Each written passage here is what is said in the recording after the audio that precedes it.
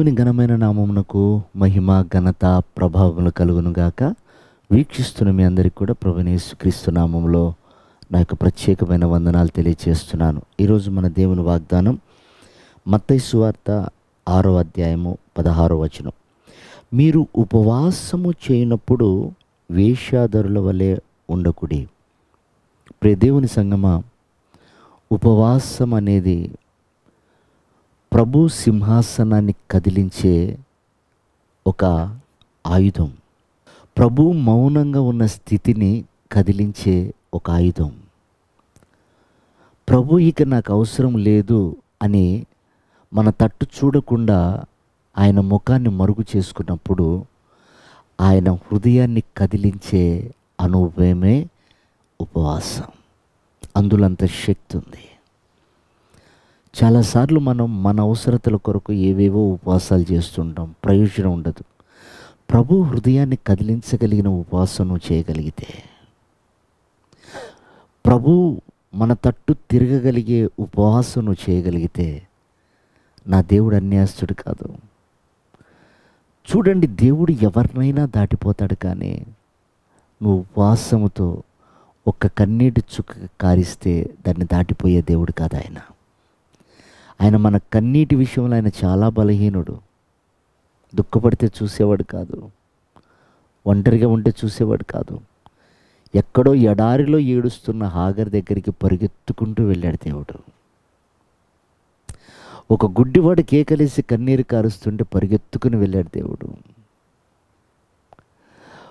ఒకడు తన పాపాన్ని ఒప్పుకొని పశ్చాత్తాపడుతుంటే ఆ ఇల్లు నడిమిషాల దాటక మునిపే సమాధానం ఇచ్చిన దేవుడు ఆయన.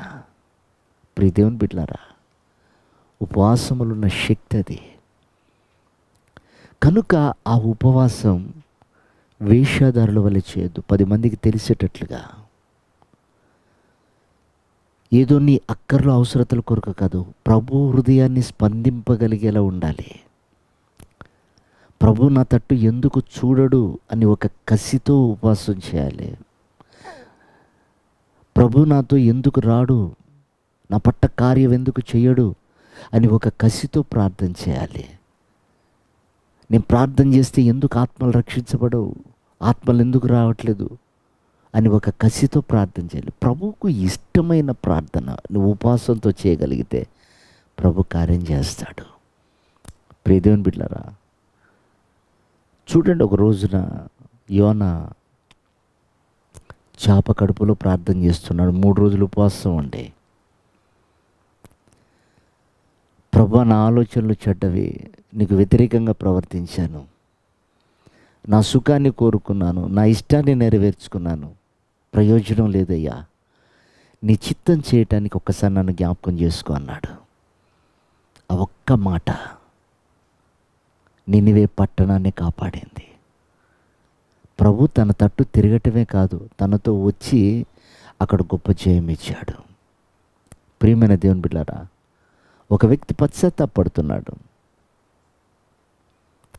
యథార్థంగా నీ సన్నిధిలో ఉన్న ప్రభువా, కానీ ఇప్పుడు లేను, నా మరణానికి, నా అవస్థకి కారణం అదే, నా ఇల్లు చక్కబెట్టుకుంటున్నానయ్యా అని ఒక్కసారి ఒక చిన్న కన్నీరు కార్చాడు. దేవుడు దాటిపోలేదు. నేను అంటున్నాను, నువ్వు ఇంతవరకు ఈ రోజు వరకు ఎన్నో అపజయాలు చూసి ఉండవచ్చు, ఇక నా వల్ల కాదు అని నువ్వు చేతులు కడుక్కొని ఉండవచ్చు. ఒక్కసారి మంచి మనస్సాక్షితో ఉపవాసంతో ఏకాంతంగా ప్రభుతో గడుపు. నీ గురించి నువ్వేం అడగకు, నీ పట్ల ఆయన చిత్తం ఏంటో అడుగు.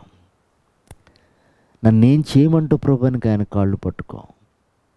నువ్వు ఆయన విషయంలో ఏం చేయాలని ఆశ కలిగి ఉన్నావో తెలియచేయి. ఆయన ఈ దినం గడవక మునిపే నీకు ఆన్సర్ ఇస్తాడు. అట్టి కృప ప్రభు ఈ ఉదయకాలం మనందరికీ దయచేయను గాక. ఆమేన్.